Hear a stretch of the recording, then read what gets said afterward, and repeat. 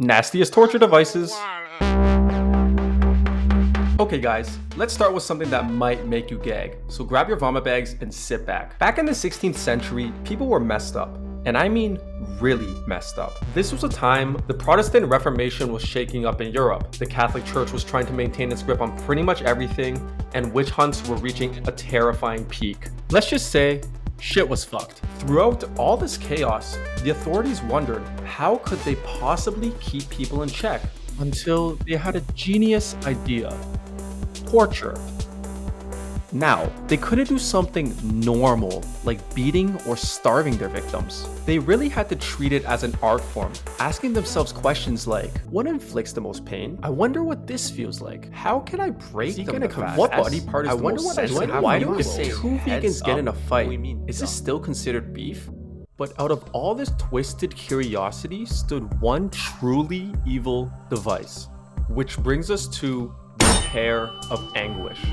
No, this isn't one of your grandmother's fruit bowl centerpieces. This bad boy was designed to be inserted down the victim's throat or other less pleasant places. It was then expanded inside of the victim, causing unimaginable pain. Or, pleasure if they were into that kind of stuff. The Pear of Anguish was often used on liars and criminals who, let's just say, didn't mind their manners. Because back then, not saying please and thank you could get you a one-way ticket to a world full of hurt. And while some may argue that the Pear of Anguish was a medieval marvel of sadistic engineering, others couldn't help but wonder if the inventors had a bit too much free time on their hands. But hey, when your main form of entertainment is watching people squirm, I guess this one's valid.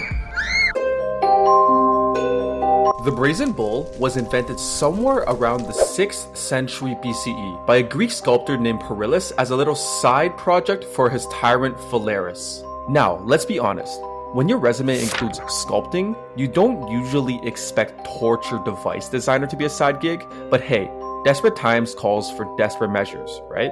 Perillus probably thought that he was making a nice art piece for Phalaris, but little did he know, the tyrant had a much more sinister plan for his creation. Your Highness, I made this bull statue out of bronze for your garden or something.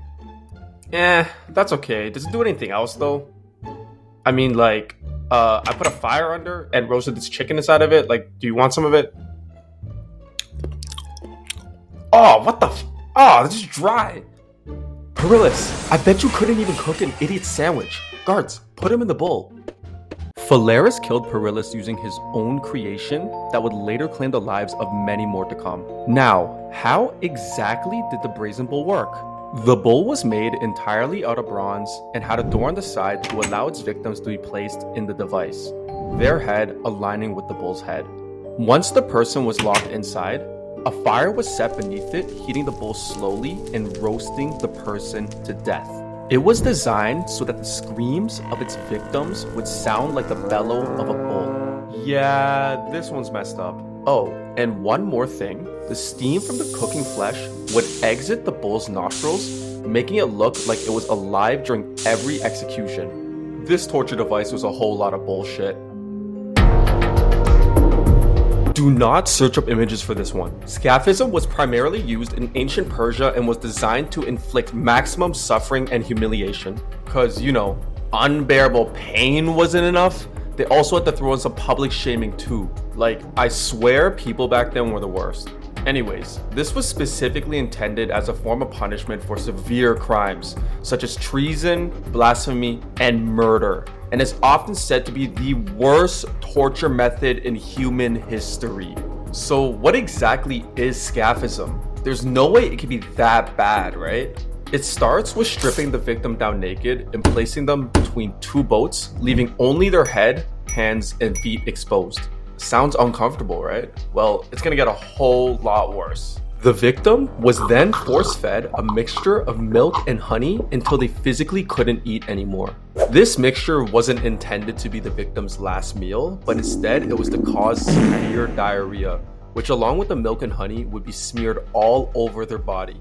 Over time, insects would be drawn to the mixture on the person's body and will feed on their flesh and lay eggs. The victim would endure excruciating pain as the insects would slowly consume their body.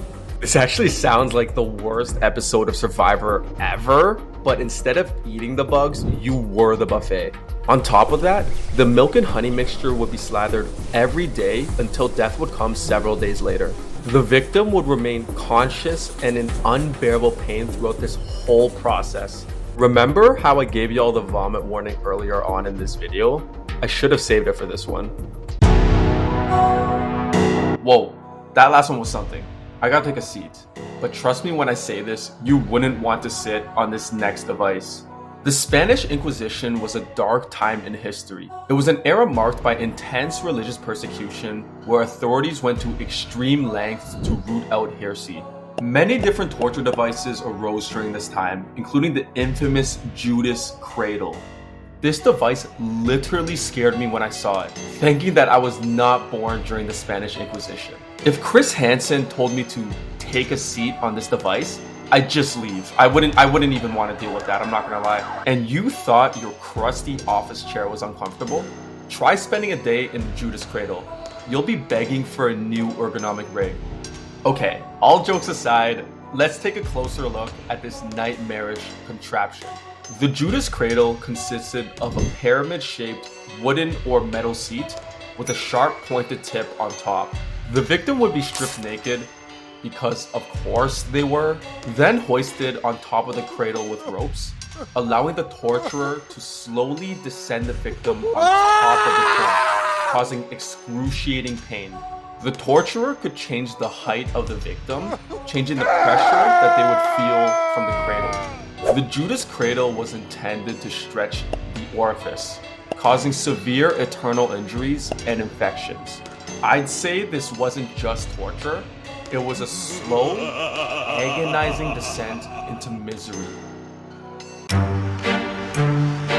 For our last devious torture device, we're looking at thumb screws. Thumb screws were a form of torture commonly used during the medieval times to the early modern period. This device consisted of two flat metal plates with a screw mechanism between them.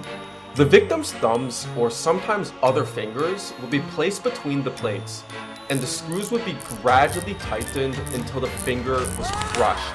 Thumb screws were often used as a method of extracting confessions from its victims. The pain inflicted by thumb screws would be severe, with long-term effects including permanent disfigurement. But hey, at least thumb screws weren't discriminating.